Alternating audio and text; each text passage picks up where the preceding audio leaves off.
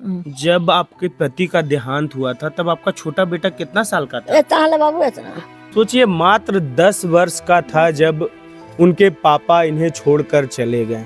आज अफसर बन गया है। हाँ बन रहा अफसर पप्पा, सबकी गोर लगो, सबकी विनती करो। अफसर बने थी भगवती माँ, बोलो भगवती माँ के सूर्य नारायण के। अगर इरादा मजबूत हो तो भगवान भी, ऊपर वाला भी साथ देता है। तहे दिल से जिस चीज को इंसान चाहता है वो चीज मिलता है। मोहल्ला से क्या नहीं बोला कोई, मेरे मुंह पे नहीं बोलता था, लेकिन क्या नहीं बोला, ये कुछ नहीं कर पाएगा, आवारा है, कुछ नहीं होगा इसका लाइफ में, सबसे बेगरिया लाइफ जिएगा, ये वो बहुत कुछ बोला। हौसले को कर इतना बुलंद कि खुदा तुझसे खुद पूछे कि बोल तेरी रजा क्या है। आज ऐसे युवक की मैं कहानी सुनाने जा रहा हूँ जिसके पिता उन्हें बहुत कम उम्र में छोड़कर चले गए। उनकी बूढ़ी माता टुकटुकी भरी नज़रों से देखा करती थी कि मेरा छोटा बेटा का क्या होगा, क्या उसका स्थिति परिस्थिति होगा। लेकिन उनके छोटे बेटे में एक ऐसा जज्बा था जो आज पूरे मोहल्ले का, पूरा गांव का नाम रोशन कर दिया। जी, मैं बात कर रहा हूं चतरा जिला के इटखोरी का। इटखोरी देवी मंडप के सामने उसका घर है। नाम है संजीत कुमार राम। संजीत कुमार राम आज अपने घर के लिए नहीं, पूरे मोहल्ले के लिए, इटखोरी के लिए आन बान शान बन गए हैं। जी, सीजीएल में उन्होंने एक बड़े अधिकारी की नौकरी प्राप्त की है। लेकिन इनकी स्ट्रगल और इनकी कहानी सुनकर शायद आपके आंखों में भी आंसू आ जाए। कई लोग हैं यहाँ, विजुअल के माध्यम से मैं दिखा दूं, उनके दोस्त हैं, उनके भाई हैं, उनकी भाभी हैं, फैमिली लोग हैं, सबको यहाँ पे आ जाएं क्योंकि बहुत खुश हैं ये लोग।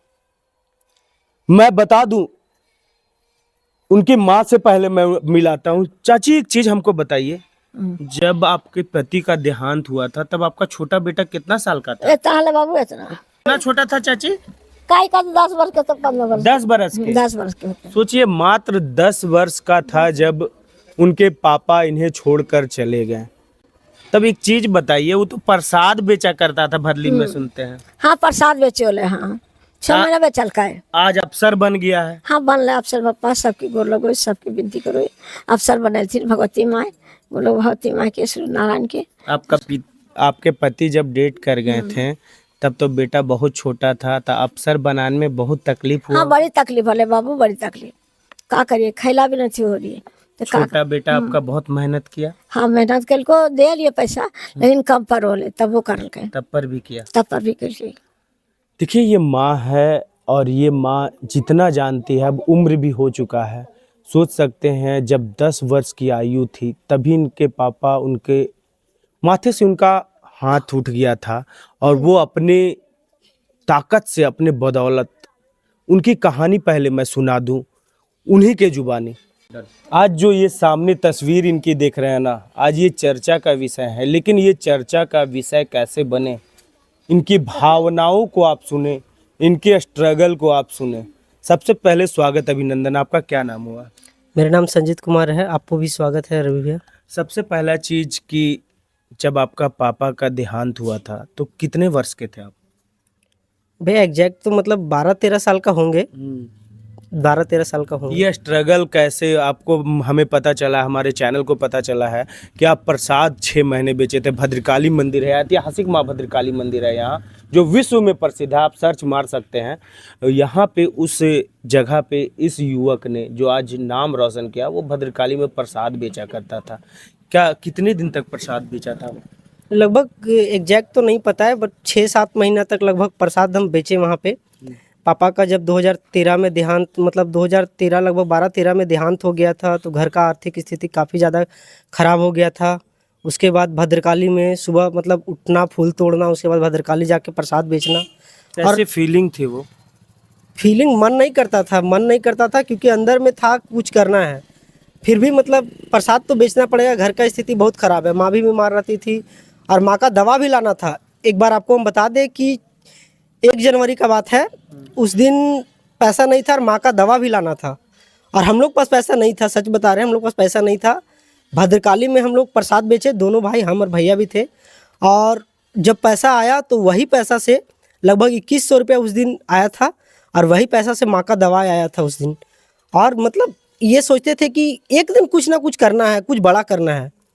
बहुत प्रॉब्लम हुआ और मतलब हम नहीं बोलने, मतलब बोलने का मन भी नहीं कर रहा है, बट अंदर से फीलिंग निकल जाता है कि अंदर से आंसू आता है। जब रिजल्ट आया उस दिन भी आंसू आ गया था माँ को पकड़ के, मतलब ये खुशी का आंसू है। बिलीव नहीं था कि ऑफिसर इतना बड़ा लेवल का बनेंगे, ये था अंदर में कि कुछ अच्छा करना है। आपके भैया के बारे में मैंने सुना है कि वो बार बार बोलते थे कुछ काम करो, नौकरी नहीं प्राप्त कर पाओगे, ये डिमोटिवेट होने की बात थी, फिर भी आप उस स्ट्रगल को नहीं छोड़े और सीजीएल में इतना बड़ा पद हासिल किया। क्या थी वो कहानी? एक बात ये है कि भैया डायरेक्टली हमको कभी नहीं बोलते थे कि तुम कुछ नहीं करेगा, वो बोलते थे काम करो, और मतलब दीदी सबको या माँ को कि कुछ नहीं करेगा, ये करेगा, क्या करेगा लाइफ में।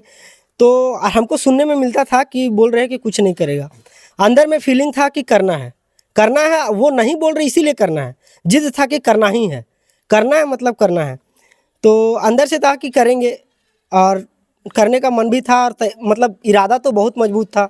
सोच के रखे थे कि कुछ बड़ा करना है। अगर इरादा मजबूत हो तो भगवान भी, ऊपर वाला भी साथ देता है।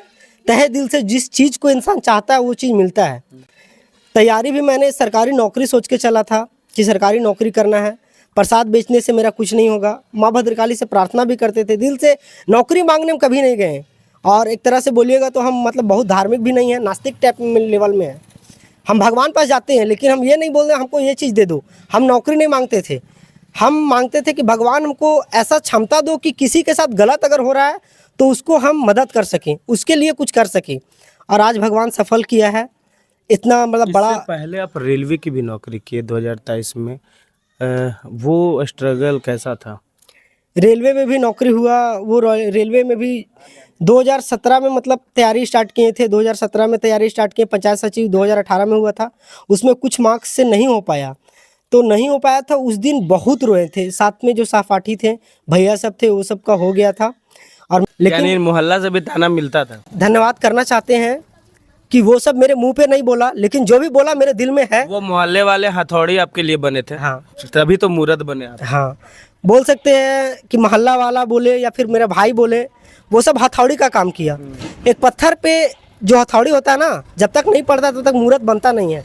अगर पत्थर को छोड़ दिया जाए तो पत्थर ही रहेगा, उस पर आदमी चढ़ के जा सकता है, वो सीढ़ी में इस्तेमाल हो सकता है, लेकिन उसका मूर्त नहीं बन सकता है। चलिए, हम बहुत बहुत खुश हैं कि आप इस स्तर पे पहुंचे। उनकी माँ भी खुश है, लेकिन देखिए उनका दोस्त सब है। ये सब कैसा लग रहा है आज आपका दोस्त बना है अफसर? बहुत बढ़िया लग रहा है भैया, हम लोग का इतना गर्व हो रहा है, खुशी हो रहा है ना कि जैसे हम लोग का कुछ बहुत कीमती अनोखा चीज मिल गया, इतना खुशी फील हो रहा है। कितना कैसा लग रहा है? अंकल छोटे अंकल हैं। कैसा लग रहा है? बहुत अच्छा लग रहे हैं। इनका प्रसाद दुकान हम ही चलाते हैं। इनका प्रसाद दुकान आप ही चला रहे हैं? पर बचपन में मेरा चचा रखते हैं, दे दिए तो हमें दोस्ती यारी थे साथ में। मतलब आप भी प्रसाद दुकान चलाए थे भाई के साथ? हम ही का था, भाई को साथ में रखते थे, साथ में रहो। आप प्रसाद बेच के तो आप अफसर बन गया, कैसा लग रहा है? बहुत खुशी का बात है। कैसा लग रहा है चाचा जी बने अफसर? बहुत खुशी की बात है, अच्छा लग रहा है, गर्व महसूस हो रहा है। सब कोई बहुत खुश हैं क्योंकि अब घर में एक चिराग बनकर आया है ये नौकरी, और ये घर को उजाला नहीं पूरे गांव को उजाला कर रहा, क्योंकि अब सभी लड़के इन्हें देखकर अफसर बनने की कोशिश करेंगे। तो कैसा लगा खबर जरूर बताइएगा। मैं हूं आपका रवि कुमार और आप देख रहे थे मामबी न्यूज। जोहार।